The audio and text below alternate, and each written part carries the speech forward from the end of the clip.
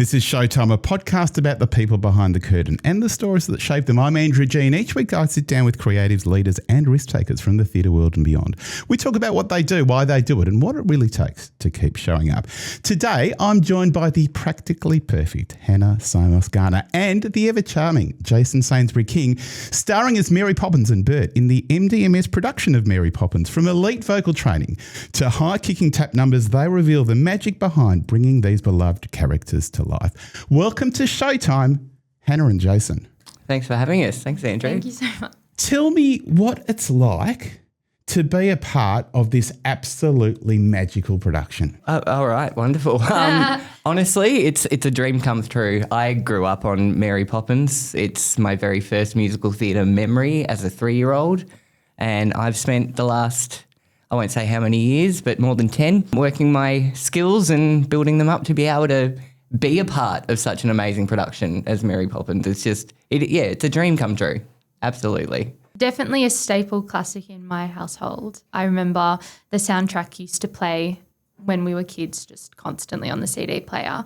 So it's definitely a dream come true, and the cast and crew are just so amazing on this production that it's been a dream. What went through your minds when you both found out that you were going to be part of this iconic show? Well, I teach at a singing school, so I was actually at a concert with my kids, and Anne rang me up and I was like, hi, hello.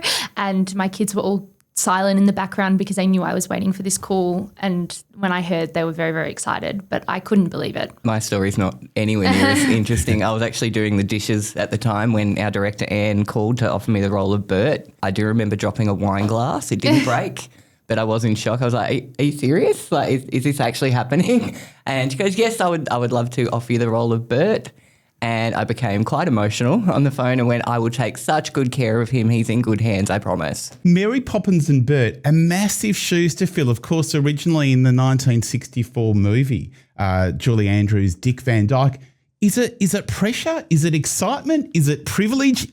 What is it? How does it feel? All the above. All three, Absolutely, I think, yeah. all the above. There's definitely some pressure. Like, Julie Andrews is my icon. She is definitely the top of the iceberg. So no one can ever meet that standard. But it's definitely been an amazing challenge and privilege to try and bring some of the characters. And you do a beautiful job. Like the voice that comes out of you is just it's so whimsical. I'm taken back to being a 3-year-old every time she opens her mouth. It's beautiful. That's so and yeah, a lot of pressure trying to keep up with Dick Van Dyke. I mean, he's about to turn 100 and I don't think he's slowed down a click at all. So, big shoes to fill. I mean, it's a pretty special relationship between Mary and Bert in the show. What does it mean to you? What do you think it is that holds them together? There's something magical. Like, it's definitely kind of out of this world. I think I don't think an earthly relationship as like a friendship or whatever you want to think of it, it doesn't cover it. I think there's something celestial about it, I believe. Like the way they work with the Banks family, it's almost like they can say so much with just a look between each other going, okay, I've done this part, now it's your go. Yeah. And that, definitely. I suppose, sustains that relationship right throughout until, start to finish, really. But I'm not shocked that she turns up. Hannah, you've had some pretty incredible vocal training in your time. How are you bringing that to your version of Mary Poppins? Yeah, well, it's been, for the past few years, I've been very focused on my classical training at the Con. So switching into a more musical theatre sound has been a bit more of a challenge. So I've been working really closely with Vicky Quinn to get that going. But I did a lot of music theatre training when I was younger, and I obviously still teach for a music theatre company. But yes, I've been getting a lot of mentorship from my teacher, Carrie Barr, Anna O'Byrne as well. And just jumping aside for one sec, how awesome is Vicky Quinn? I've had the pleasure of working with her before. She's amazing. She's just got this amazing kind of creative vision, and she's so supportive in getting us to where we need to be, but she's not afraid to push us when we need it. Yes, absolutely.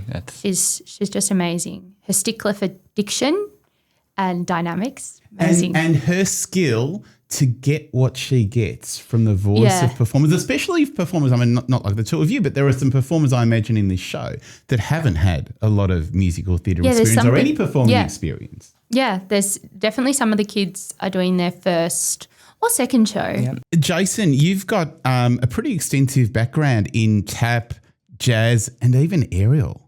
How are you bringing that and your particular skills and performance style to Bert? Obviously, anyone who knows Mary Poppins knows there's a pretty significant tap number in Act 2, so very much looking forward to showing that off. To which the entire cast are donning tap shoes for this, so they've worked very, very hard. I wasn't able to incorporate much of the aerial, unfortunately. For some reason, they didn't want Bert pole dancing. That's fine. There'll still be some pretty exciting moments, so I won't spoil too much there. Jazz, contemporary, soft shoe, we've tried to throw as many different dance styles in there as possible. Amber Orchard, who's our choreographer, is really challenging me nearly every rehearsal. She's like, okay, what can we add to this little bit? And it's been really good to kind of pull all those skills out, some of which I haven't used for over 15 years. So it's wonderful. And what's it been like relearning these skills, or are they there? Is it like riding a bike? Look, it is like riding a bike, not from a fitness level. That took a lot of work to get the show fitness to where it needs to be for a show like Mary Poppins. But that's not just a Bert or a Mary problem. That's right across the board. Everybody is go, go, go in this show, and the energy is so just full on from start to finish that you need to basically hit the ground running from day one and use all those skills and maybe do things like go on a treadmill and start singing your songs to really get that fitness going, because we do those dance numbers, but we're still singing the whole time. So that added a whole new element there. You've both played a number of iconic roles, Gomez Adams, Belle, Jo March. What is it that really makes Mary and Bert stand apart for you?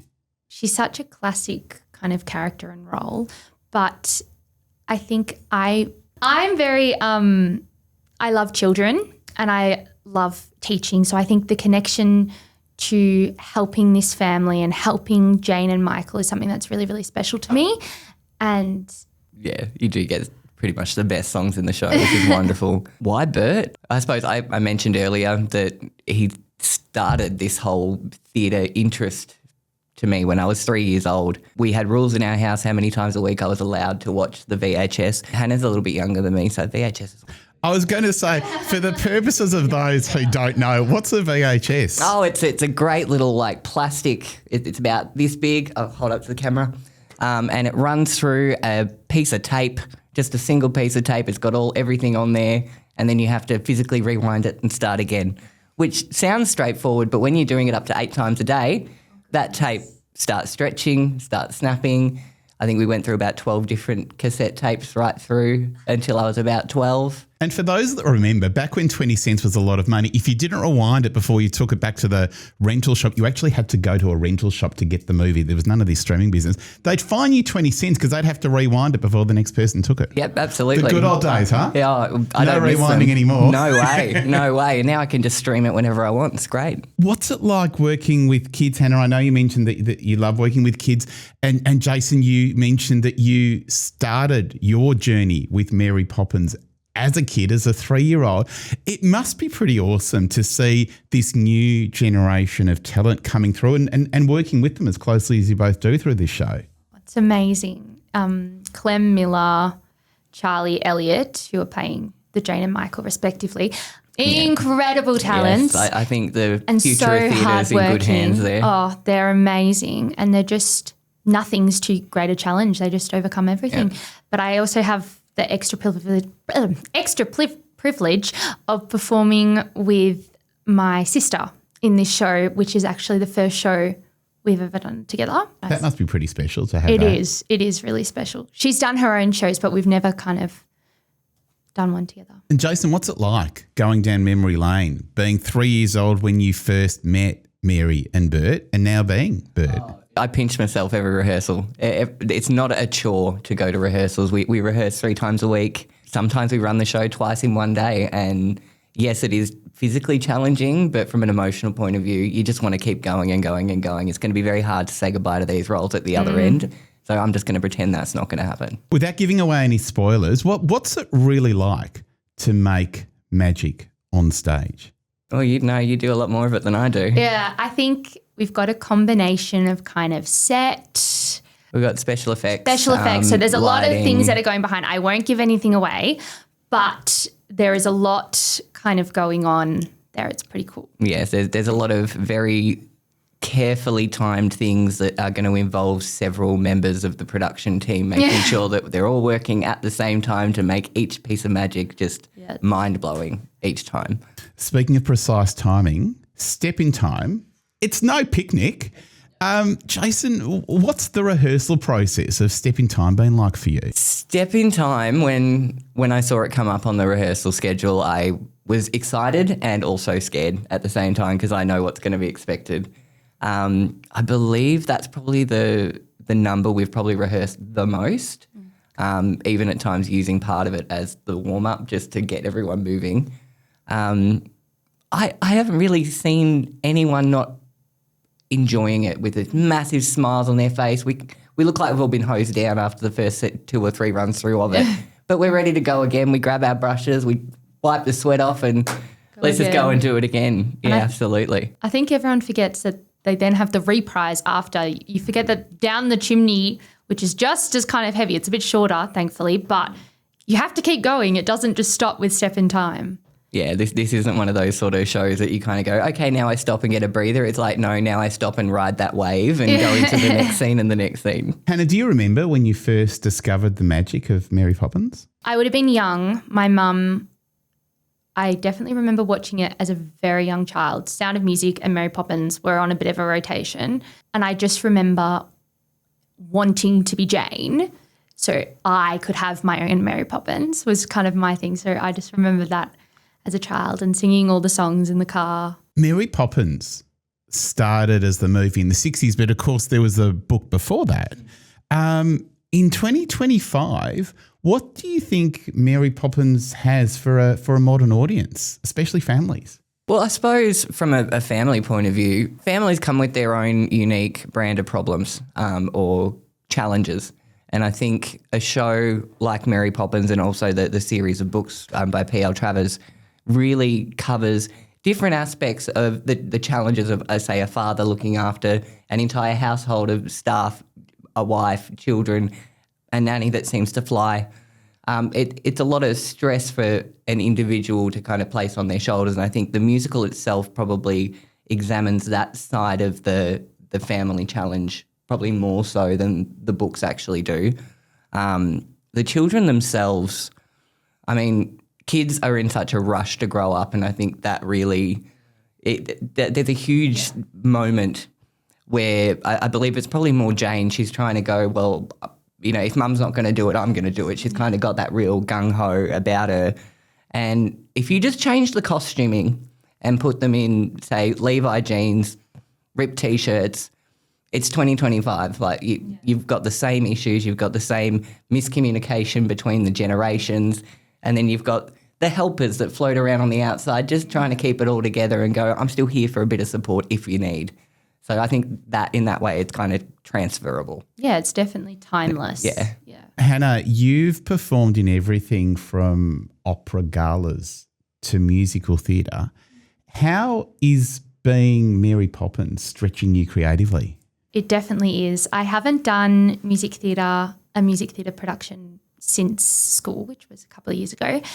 So stepping into those shoes and combining acting, singing, dancing has been intense. Amazing, but intense. And it's not an easy kind of jump from doing nothing to suddenly doing Mary Poppins, but it's really fun, really exciting. And Jason, Bert is part narrator, part magician, and part just an everyday bloke. Yeah. Which side of him do you enjoy playing most? Honestly, probably the everyday bloke. It's very much like the person I am deep down, really. I'm a bit of a joker, but can be quite reserved at times as well. I think you need to be. I suppose that the magician side of things are always really fun to, wave your hands and a whole scene change happens. I mean, you understand the power you do actually feel as a performer. You're like, I have full control of this stage right now, so I'm going to change the lighting. Sorry, did you just take credit for the 20 or 30 hardworking crew backstage? Yeah. Yes, and I can promise you I will cop it next week. No, they are amazing. Again, that comes down to one of those timing things that I mentioned earlier that we work out in production week and they are going to be working really, really hard. So no, I will not take that off you guys. I know how hard you all work. I'm not going to lie. It is a bit of a power moment when you do that. Even though I haven't seen it, I can see it in here. Hannah, what's the most rewarding part of playing a character that so many children look up to? That's a big question.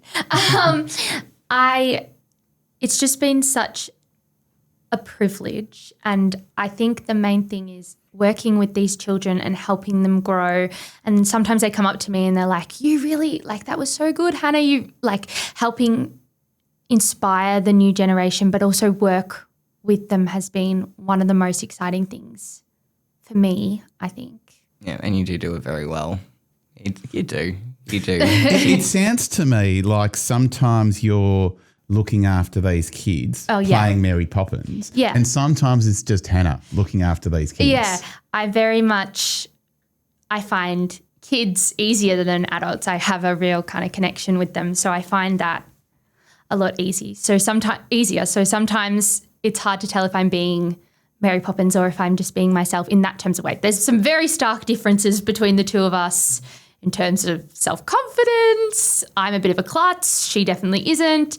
But the love of children is definitely a shared kind of thing. What's something in Mary Poppins that Bert sees that the rest of the world misses? Probably her nurturing and caring side. I think she really tries to put that front on that don't get too close to me. I'm here to teach you lessons and that is it. And there's that beautiful moment towards the end of the show, again, no spoilers, where I think that veil is slightly dropped. Yeah. But Bert already knew that was there because he spends a lot of the show trying to bring that out. He kind of tries to poke the bear a little bit and goes, come on, come and have some fun with me. I know what you're capable of.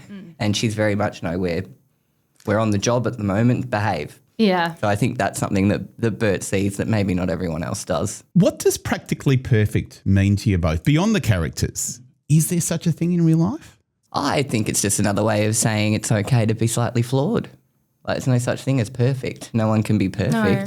Practically is close enough. Yeah, you're just aspiring to be the best you can and always pushing for further. But I think it does help with that idea of that perfection is something we all strive for, but it's not real. It's like not something that's attainable. So I think that song really encapsulates not that there isn't, that you just try your best, that you just keep trying. Yeah, it's kind of that premise that each day get out of bed and just try and do the best you can do. Yeah. And that's as close to perfect as any of us are going to be able to get. I'm with Hannah Simos Garner and Jason Sainsbury King, who are playing Mary Poppins and Bert in Mary Poppins. It's opening on the 13th of June at the Karralyka Theatre in Ringwood. For more info and to book tickets, visit mdms.org.au. Hannah, Jason, thank you so much for coming into the studio and all the very, very best for this incredibly magic production of Mary Poppins. Wonderful. Thank you so much Thanks for having us.